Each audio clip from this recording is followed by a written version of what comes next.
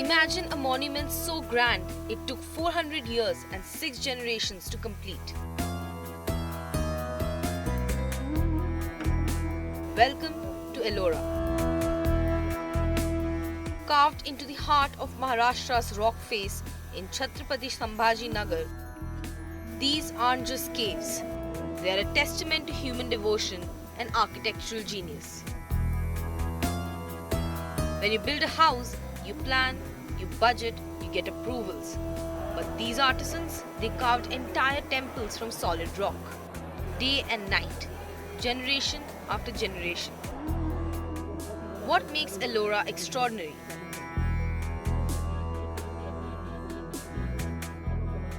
What is so special in Indian culture that you like? Well, this place really represents the absolute genius of India, not just in the architecture, which people get excited about the rock cut architecture and how was it organized and how much, 200,000 tons of rock were taken out.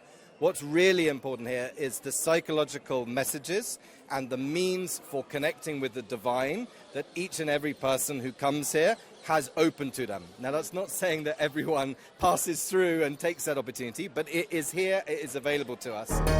Jain, Buddhist and Hindu temples, 34 caves, side by side. Carved by hand, united in stone. The magnificent Kailashnath Temple alone is a marvel that continues to draw visitors from across the globe. This is India's ancient message to the world. Unity in diversity. In November 2025, the world came to Ellora, AIKYAM, meaning oneness, a 3-day cultural event that marked 80 years of the United Nations at one of India's most sacred sites. This was not just another event. Ambassadors and high commissioners from over 30 countries, the UK, France, China, Netherlands, Belgium, Sweden and Spain, artists from 7 nations converging at these ancient caves. Picture this, a grand ballet called Omkara, choreographed by Gauri Sharma Tripathi, performed against the backdrop of the Kailashnath Temple.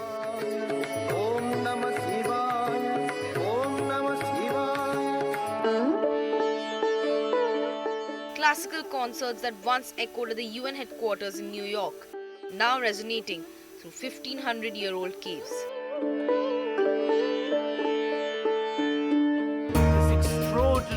Author-historian William Dalrymple addressed the gathering. Brazilian artist Sergio Cordeiro creating live murals inspired by Ajanta frescoes. Nowadays, what message do you think that these caves are giving to the world?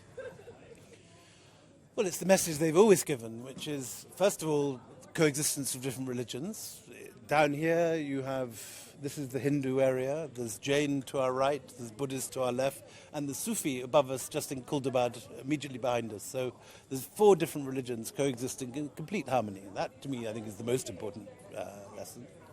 But it's also a lesson to the extraordinary power of Indian civilization at its most energetic, most dynamic. The sculptures here, the extraordinary application of engineering and mathematics and science to the arts, to spirituality, and to philosophy, which this represents. In this celebration tonight, we had, in addition to that, dance, music, and the continuity of the gestures and the mudras of the dancers exactly mirroring the mudras on the sculptures behind us. There's Lord Shiva doing his kick over here, exactly the dance form used by some of the dancers this evening. And so you also have this lesson of the continuity of Indian civilization. This is the last great classical civilization that still survives. UNESCO's regional director, diplomats and cultural leaders gathered not just to witness history, but to celebrate what humanity can achieve together. Here's why this moment is historic. In 1983, when UNESCO created its World Heritage List, Ajanta and Ellora were among the very first Indian sites to be inscribed, among the earliest in the world to receive this recognition.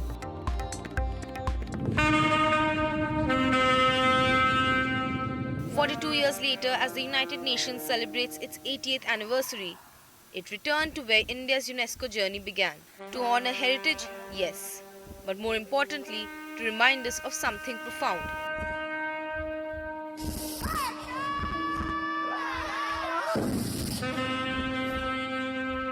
In a divided world, these caves still stand as proof that different faiths, different peoples, different philosophies can create something eternal together. Dr. Timothy Curtis, UNESCO's regional director, called it a roadmap for building dialogue and collective action. How do you feel you're here in Ajanta, Ellora? It's a World Heritage. This is a fantastic place to celebrate the 80 years of the United Nations. It's one of UNESCO's first World Heritage sites, right in the beginning when World Heritage was becoming. And it's a site that speaks really, if we take this Ellora Caves here, where the different religions, Jains, Buddhists, Hindus, all came together, lived together around this fantastic site. That's what the United Nations is about. I think it's a perfect site for it. So we're very happy with the things here What today. message till date and these caves are giving to the whole world? The message that I would say is that by coming together with different communities, that's when we as humans, we make our greatest achievements. We make our greatest achievements when we come together and we work together. That's the message of the caves.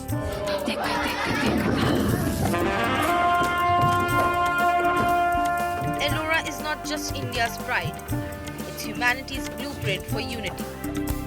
Vasudhaiva Kutumbakam, the world is one family. That ancient Indian philosophy, it's never been more relevant.